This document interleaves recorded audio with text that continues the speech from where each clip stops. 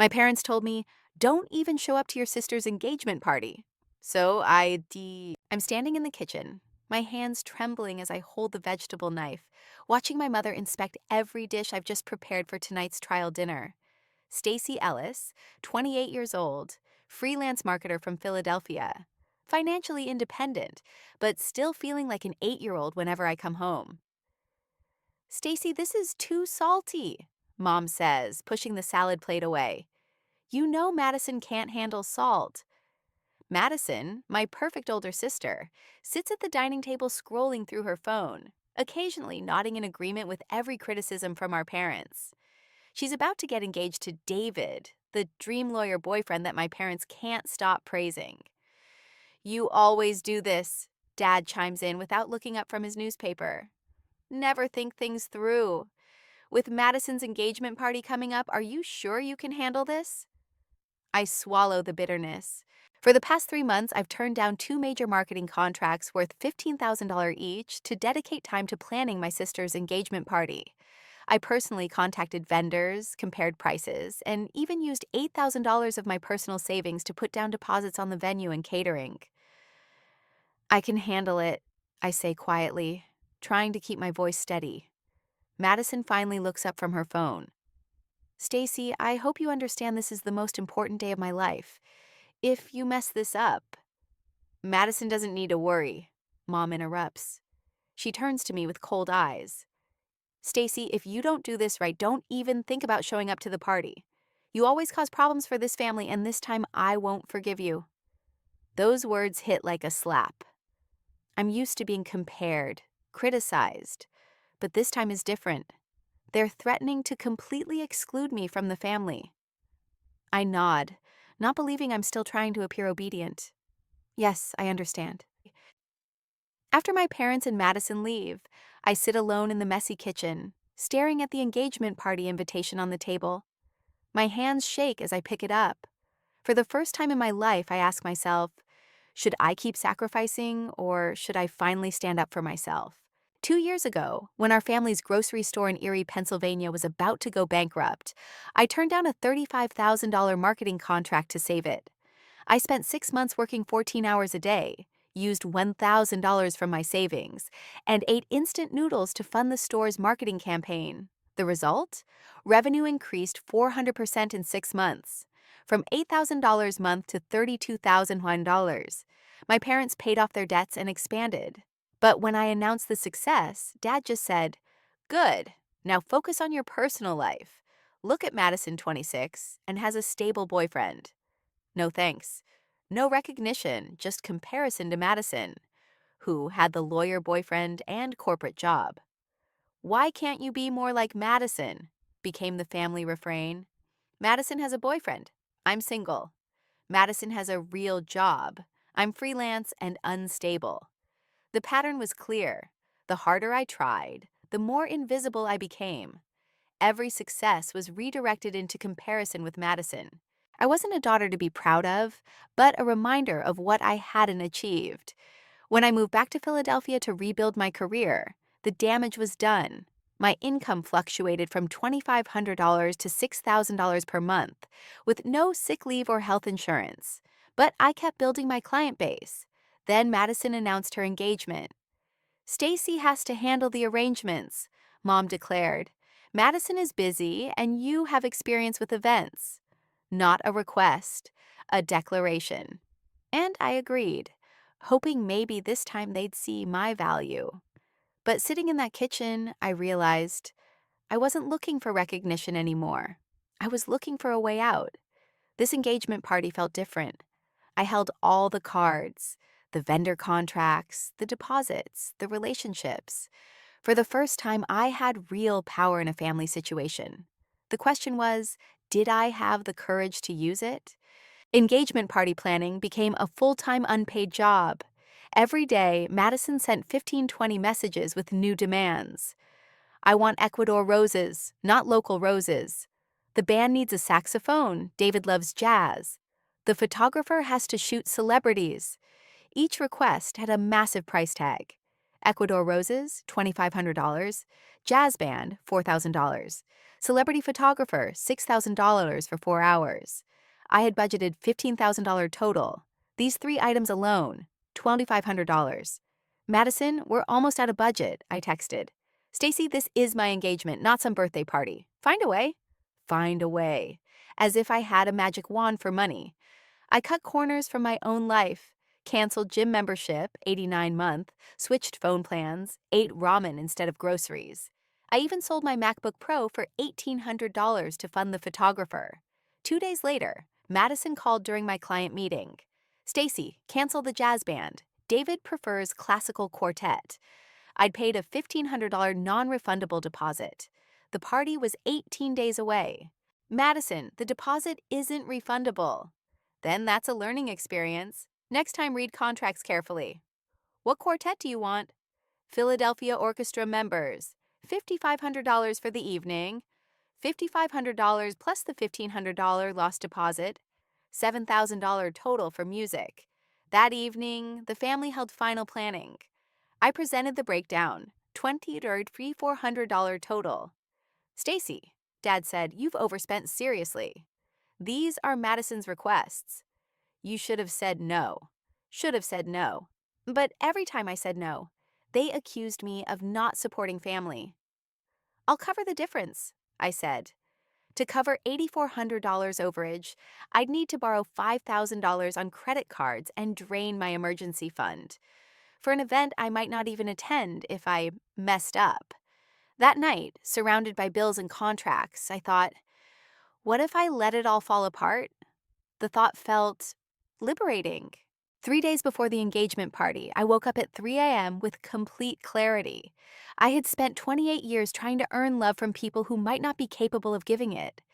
Now I had power over contracts, deposits, and vendors. I didn't want to destroy Madison's happiness, but I wanted them to understand the consequences of treating someone like a doormat. My plan was simple but effective. Legal withdrawal. First, I reviewed all the contracts. Most had cancellation clauses within 72 hours with partial refunds. I had paid for everything under my name to have better control over vendors, since my credit was better than Madison's. At 6 a.m., I started making phone calls. Hi, this is Stacy Ellis regarding the Ellis engagement party this Saturday. I need to discuss contract cancellation. First, the florist. Ecuador roses worth $2,500. Ms. Ellis, per our contract, you can cancel with 72-hour notice for a 60% refund. $1,500 back. Please proceed with cancellation and process the refund to the original payment method. Next, the celebrity photographer. Mr. Johnson, I need to cancel Saturday's booking due to a family emergency. I'm sorry to hear that. Per our agreement, 72-hour cancellation gets you a 70% refund minus processing fees. $4,200 back from the original $6,000. The classical quartet came next. Philadelphia String Quartet, this is Susan speaking. Hi, Susan, this is Stacy Ellis. I need to cancel Saturday's booking for the Ellis engagement party. Oh no, is everything okay? Family circumstances have changed. Can we proceed with cancellation per contract terms? Of course, dear. You'll receive a 65% refund, so $3,575 back from your $5,500 payment. By noon, I had canceled. Ecuador roses, $1,500 refund. Celebrity photographer, $4,200 refund. String quartet, $3,575 refund. Specialty catering add-ons, raw bar premium wines, $2,100 refund. Luxury linens and centerpieces, $1,800 refund. Total refunds, $1,375. I kept the basic venue, $8,000, standard catering for 150 people, $4,500, and a local photographer, $1,200. Total remaining cost, $13,700 instead of the original $2,300. But I didn't tell anyone. Instead, I drafted an email. Dear Madison, Mom, and Dad, effective immediately, I am withdrawing from all engagement party planning responsibilities. Over the past 3 months, I have contributed $15,000 of my personal savings and declined $3,000 worth of client work to focus on this event. Despite this sacrifice, I have been consistently criticized, dismissed, and threatened with exclusion from the family event I was planning. All vendors have been notified of my withdrawal. Venue and basic catering remain booked and paid through Saturday. Additional services have been canceled with partial refunds processed to my accounts, totaling a 130 in $75. Madison, you now have 72 hours to rebook any services you feel are essential. I recommend staying within the 13175 budget from refunds. I will not be attending the engagement party. Not because I was excluded, but because I am choosing to exclude myself from situations where I am not valued. Stacy. I scheduled the email to send at 6 p.m. Friday, exactly 24 hours before the party. Enough time to panic, but not enough to fully recover. Friday evening, I was packing bags to drive to Asheville, NC, a place I'd researched as a new base for my freelance career. Cost of living was 40% lower than Philadelphia, but quality of life was higher. I'd already had preliminary conversations with 3 potential clients in the area. At 6 p.m. sharp, my phone exploded with calls and texts. Madison, yeah, Stacy WTF? Call me now. Mom, Stacy Elizabeth Ellis, you call home immediately. Dad, this is unacceptable behavior. Fix this mess. 17 missed calls in 20 minutes. I poured a glass of wine, sat on my couch with packed bags by the door, and watched my phone light up with incoming calls. For the first time in my life, I didn't answer. At 8 p.m., I received a text from Madison. Stacy, please, I'm sorry if we were too demanding. Can we talk? The party is tomorrow. Too little, too late. At 9:30 p.m., another text from a number I didn't recognize. Hi, Stacy, this is David, Madison's fiance. I know I don't know you well, but Madison is crying. Can you please call her? We can work something out. David seemed nice. I actually felt bad for him, but this wasn't about him. Finally, at 11 p.m., I texted Madison. The vendors I kept will provide a lovely, intimate party. Focus on celebrating your engagement, not on impressing people. Congratulations to you and David. Then I turned off my phone and slept soundly for the first time in 3 months. Saturday morning, I loaded my car and drove south, wondering what chaos was unfolding in Philadelphia. I turned on my phone at 2 p.m. from a Virginia rest stop. 47 missed calls, 134 texts, 23 voicemails. The first message was from David.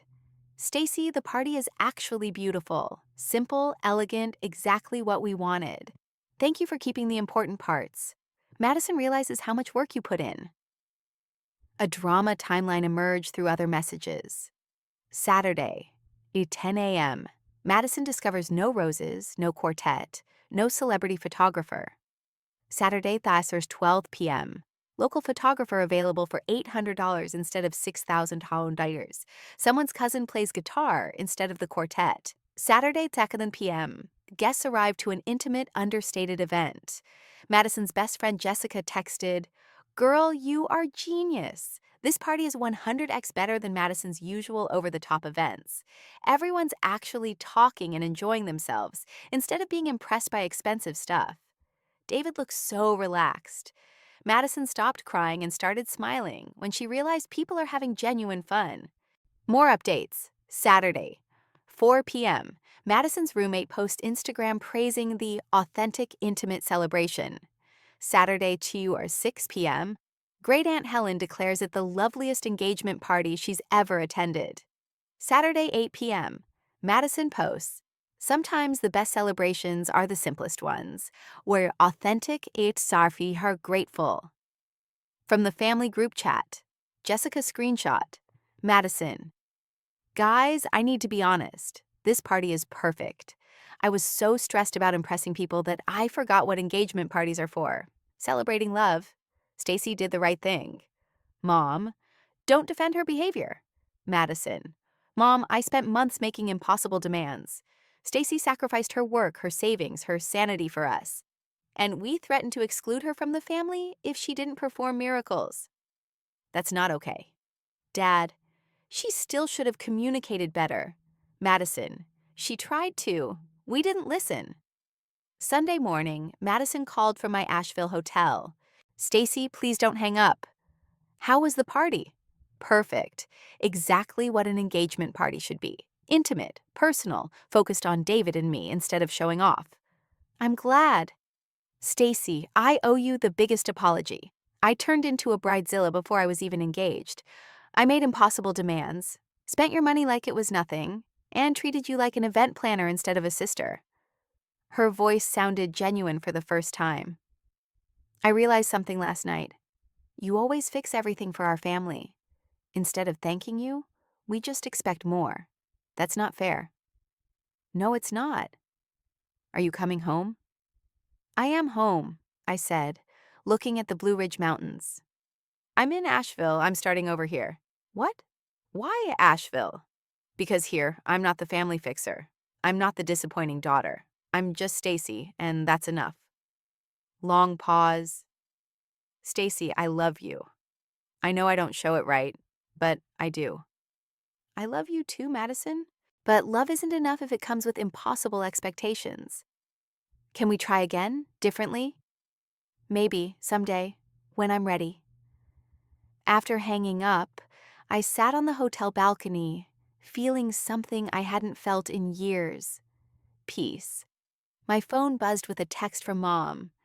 Stacy, we need to talk. Come home. I deleted the message without responding. For the first time, my family's crisis was not my emergency. Asheville embraced me completely. Within a month, I found an apartment, $950 a month with mountain views, joined a co-working space, $280 a month, and landed my first client, a craft brewery needing rebranding. I need someone who understands small business and won't oversell me expensive shit, brewery owner Mike said. That's exactly my approach, I replied. Project fee, $8,000 for complete rebranding. Word spread quickly in Asheville's tight-knit business community. Within 2 months, I had steady clients. Restaurants, outdoor gear shops, art galleries. My income stabilized at $6,500 a month, consistent, with much lower stress and cost of living. In December, I received a package from Philadelphia. Inside, a photo from Madison's engagement party showing guests laughing around the simple arrangements I'd left. Note attached, Stacy, this is my favorite photo. Everyone looks so happy and natural. You were right. The simple version was better. Thank you. Love, Madison. January brought an unexpected call from David. Madison and I want to plan our wedding ourselves this time. Small, intimate, within budget. We learned our lesson. But we'd love if you could attend as a guest, not a planner. Would you consider coming? I'll think about it. Stacy, you changed how Madison thinks about what's important. She's different now. Better. February brought breakthrough. The tourism board offered me a $45,000 contract for comprehensive marketing strategy. Your approach balances authenticity with growth potential. That's exactly what our community needs, a board member said. I drove to my favorite overlook. 5 months ago, I was debt-ridden and stress-filled. Now I had a thriving business, financial stability, and self-respect. That evening, I decided about Madison's wedding. I texted David. I'll be there, as a guest, not a planner. Looking forward to celebrating you both. Sometimes the best gift you can give your family is showing them who you become when you choose yourself first. June arrived with Carolina summer warmth. I drove to Philadelphia with clear boundaries. Hotel booked, car rented, nice dress packed for guest attire. Madison's wedding was exactly as promised. Intimate backyard ceremony with 40 guests, string lights, potluck dinner, acoustic guitar. Madison looked radiant in a simple white dress, focused entirely on David. During the reception, Madison pulled me aside.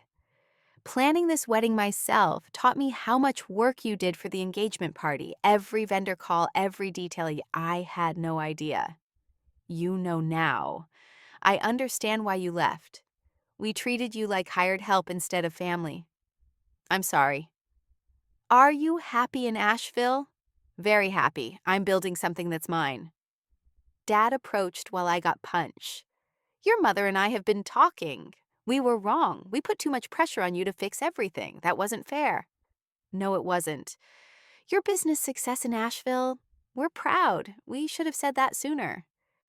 Mom approached later, awkward but trying. Your apartment looks nice from Madison's photos. Thank you. And your clients seem nice. They are. I enjoy my work. We watched Madison and David dance. She's happy, Mom observed. She is. Simple suits her. Maybe simple suits all of us better. The drive back to Asheville felt different. I wasn't running away anymore, but choosing my direction. Monday at the co-working space, colleague Sarah asked about the wedding. How was family time? Better than expected, but I'm glad to be home. Home. You really settled in here. For the first time, I feel like I belong somewhere. That afternoon, the tourism board emailed an extension. Year-long contract worth $85,000 to expand statewide.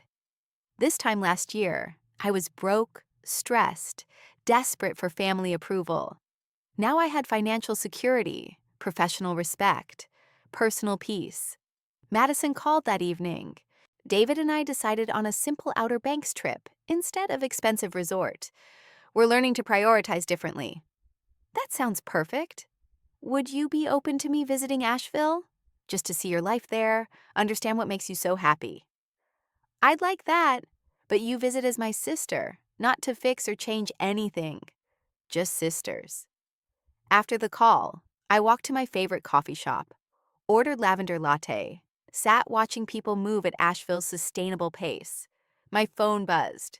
New client inquiry from Nashville, music venue marketing. As I typed my response, I reflected on that dinner 3 months ago. The woman shaking with suppressed anger felt like a different person. That woman believed her worth depended on others' approval. This woman knows her worth is inherent. That woman sacrificed everything for family harmony. This woman maintains relationships that honor her boundaries. That woman was afraid of disappointing people. This woman is more afraid of disappointing herself. The woman who drove south from Philadelphia in March was running from something. The woman living in Asheville in June is running toward something. A life authentically her own. And for the first time in 28 years, that feels like exactly enough.